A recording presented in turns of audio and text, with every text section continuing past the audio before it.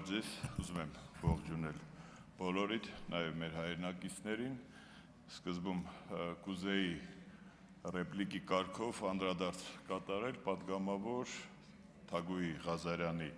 ինձ ուղղված ռեպլիկին, թե որ կուսակցության խորհրդից եմ դուրս եկել կամ ներս եկել, ավելի լավ էր Ղազարյանը ինձ հարցներ, թե իրենց իշխանությունը որ բանտներ ինձ ուղարկել եւ որտեղից եմ ես հիմա եկել։ Եվ երկրորդը, երբ որ մեծ ցուցակով մանկապարտեզների ցանկ էր կարդում, մեր ցուցակը այնքան էլ մեծ չի, մեր կուսակցության առաջնորդի եւ նրա ընտանիքի կողմից կառուցած մանկապարտեզների, բայց գոնե Լոռու եւ Տաուշի մարզերում 5 մանկապարտեզ է կառուցվել լրիվ զրոյից ու սեփական միջոցներով եւ որևէ քաղաքական շարժարիտ դրա տակ չդնելով։ Հիմա, երբ որ ես երկարատև ամենաերկար քաղաքական բանտարկությունից հետո եկա այս մուտքով ներս եւ հայտնվեցի ամենաբարձր քաղաքական շենքում, քաղաքական ամբիոնի մոտ ու առաջին օրվա ելույթներն էի լսում ու տպավորությունս այնպիսին էր, որ եթե ես մի քիչ անծանոթ, մի քիչ միամիտ, մի քիչ իմ գլխով շատ բանացած չլիներ, պիտի ասեի, ես ինչ լավ միջավայր ենք հայտնվել, այստեղ մարդիկ ինչ արժեհամակարգեր են դավանում, բարեկրթություն, բարևարկություն, հանդուրժողականություն եւ հիշողության մի քիչ թարմացումից հետո կհիշեի օրինակ ես, որ 2 ամիս առաջ այս նույն քաղաքական ուժը մեր Հայաստանի Հանրապետության փողոցներում քարոզարշավի ժամանակ ինչ ատելության, ինչ դոզավորված, ինչ քարոզարշավ էր լուտանքների, ասֆալտներին փռելու, խլելու եւ այլն, եւ նաեւ մի քիչ եթե միամիտ լինեի, պիտի մտածեի, որ այնտեղ պիտի նստած լիներ Արտուր Սարգսյանը, որովհետեւ նոր ազգային ժողովի ձևավորմանը զուգահեռ պիտի մեր պատգամավորը նորընտիր այստեղ նստած լիներ, բայց տեսնում եմ, որ չկա։ Եթե մի քիչ ավելի անտեղյակ մարդիկ լինեինք, պիտի մտածեինք, որ այս երկրում ընդհանրապես քաղաքական բռնաճնշումներ չեն եղել, չկան, այսօր չկան տասնյակ, միգուցե մի քանի տասնյակ քաղաքական բռնաճնշումների ենթարկվող ու ենթարկված մարդիկ, օրինակ մեր կուսակցությունը առաջնորդող Սամվել Կարապետյանը 7-8 ամիս բանտում եւ հետո մինչեւ հիմա տնային կալանքի տակ չի։ Գագիկ Ծառուկյանը, ով երբ քաղաքական ակտիվություն է դրսևորում, միանգամից դառնում է թալանչի հանցագործ, մյուս ժամանակաշրջաններում ինքը ընդամենը խոշոր գործարար էր։ Խոսքի ազատությունների, չգիտեմ, իշխանություններին քննադատելու համար այսօր բազմաթիվ քաղաքական ակտիվ, պասիվ եւ տարբեր բնույթի գործիչներ գտնվում են կամ անազատության կամ սահմանափակ ազատության սահմաններում։ Եվ երբ լսում էի պարոն Ռուբինյանի կոչը ընտրվելուց առաջ, բնականաբար մոտս հարց չէր առաջանում, որովհետեւ մարդը նոր ստանձնում է պաշտոն, նոր հիմնարկ, այսպես ասած, կազմակերպություն, որպես վարչական պիտի ղեկավար եւ ինքը ցանկություն ունի բնականաբար, որ խաղաղ, հանդուրժողականության, կառուցողական մթնոլորտում ընթանան աշխատանքները։ Պարոն Կոնջորյանի մասին ինքը հայտնի է նաեւ իր, ինչպես մեր գոլեգաները նշեցին, վերջախոսությամբ ես էլ եմ տեղյակ բավականին գիտակ անձնավորություն, այսինքն ինքը կարողանում է իր հարցերը լուծել, բայց ես սիրով սպասում էի անկեղծ ասած Վահագն Ալեքսանյանի ելույթին, որ տեսնեմ մեզ որտեղ են գցում այս բարևարկության բանի, մեկ է պարոն Ալեքսանյանը հենց սկսեց ընտրակաշառքների թեմայով մտավ, ասի հոп, կասկածներս խորանում են, բայց ամեն դեպքում մերժում չկա, գնում, ինչպես, ինչ անում,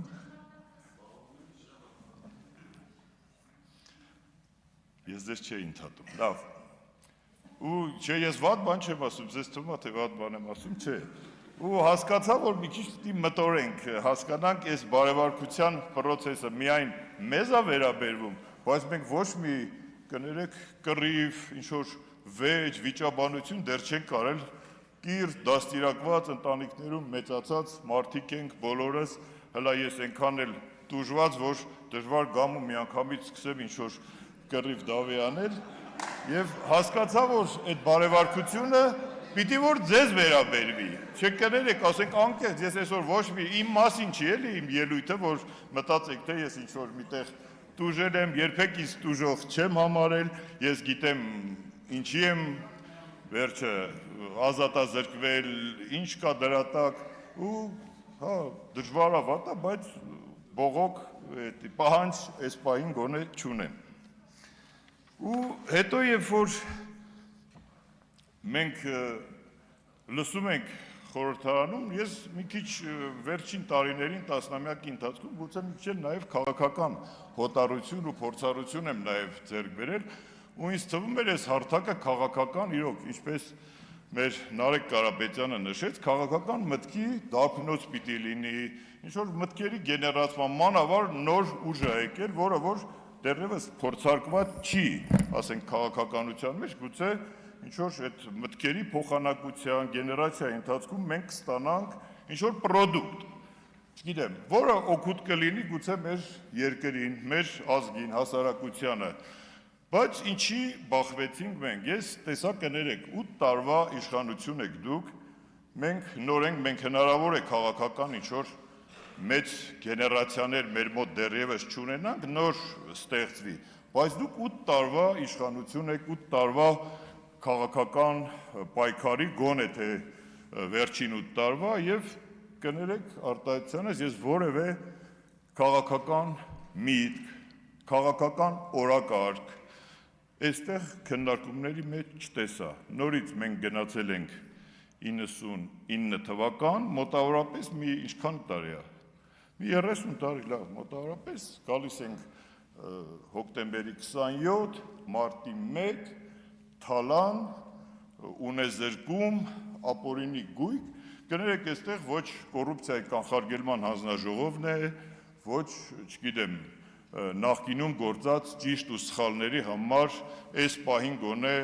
քննարկելու տեղ։ Կա միտք, չկա միտք, չկա օրակարգ, որն է մեր օրակարգը կամ ձեր օրակարգը, որի շուրջ մենք կարող ենք, դուք գաք այստեղ մեզ մեղադրեք ընտրակաշառք բաժանելու, մյուսներին մեղադրեք 30-35 տարի թալանելու կամ չգիտեմ ապօրինի ես էլ եմ մեջը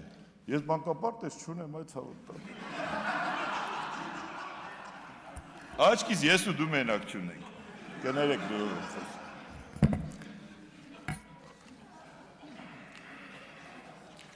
բայց կներեք այստեղ երբ որ մենք բոլորս նաև գիտենք, հասկանում ենք, որ Հայաստանի սահմանադրությամբ մեր երկիրը պարլամենտական երկիր է, հետևաբար, այստեղ ոչ միայն ծնվում են քաղաքականությունը, միտքը, օրենքները, այստեղ ծնվում են վարչապետներ, նախարարներ, չգիտեմ, ամբողջությամբ ազգային ժողովի, այսպես ասած, ղեկավարման տակ է գտնվում մեր երկրի արտաքին, ներքին, չգիտեմ, տնտեսություն, քաղաքականություն եւ այլն, բայց օրինակ որևէ կերպ ես չտեսա արտաքին քաղաքականության այսօրվա առաջնահերթությունների մասին օրինակ ազգային ժողովի նախագահի ելույթ, որ օրինակ տարածաշրջանը եռման process-ի տակ է, որևէ կերպ անդրադարձ չկա Թուրքիայի հեգեմոնիայի, Իրանի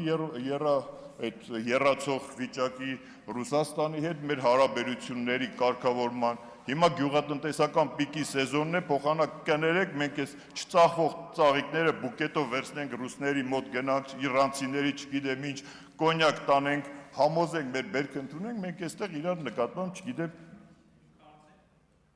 ում են չհարկ չենք տալի, չէ,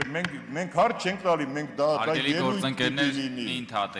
եւ կներեք, ես օրինակ անկեղծորեն կհավատայի էլի միտեղ այդ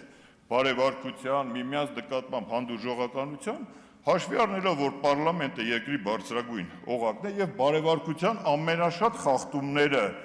իմ դիտած ազգային ժողովում թույլ է տվել կներեք Հայաստանի Հանրապետության վարչապետը իր ելույթներով, ես կուզենայի օրինակ տեսնել, որ պարոն Ռուբինյանը կառավարության ծրագրի ներկայացման ժամանակ թող հորդորի ձեր կուսակցության առաջնորդին կամ ձեր առաջնորդին, որ այդ բարևարկությունը բազմակողմանի պահպանվի, ոչ թե միայն մեզ հորդորեք, մենք էլ կամ ընդունենք կամ չընդունենք։ Դա կլիներ իմ կարծիքով բոլորի կողմից եւ գուցե դա կոնստրուկտիվիզմի մեր երկրում, չգիտեմ, նոր որակի, եթե օրինակ պարլամենտի ղեկավարը, որը կարծում եմ ավելի բարձր է եւ Պարոն պարլամենտը։ Աստանյան, խնդրում եմ ամփոփեք ժամանակն ավարտվել է, խնդրում եմ ամփոփեք։ Լավ, կներեք, այդ չհասցրեցի ամեն ինչ ասել, ամեն դեպքում բերեք չմոռանանք մեր հասարակության առաջ մենք ինչ ենք ստանձնել եւ ինչու ենք գտնվում պարլամենտում։ Մեր նպատակը, կներեք, քաղաքական դիսկուրս է, պարլամենտարիզմ է, մեր նպատակը ձեզ իշխանությունից հեռացնելն է։ Հիմա մենք կաշխատենք ձեզ հեռացնել բարեկրթության մթնոլորտում։ Ընդամենը այսքանը, ուրիշ բան չունեմ ասել։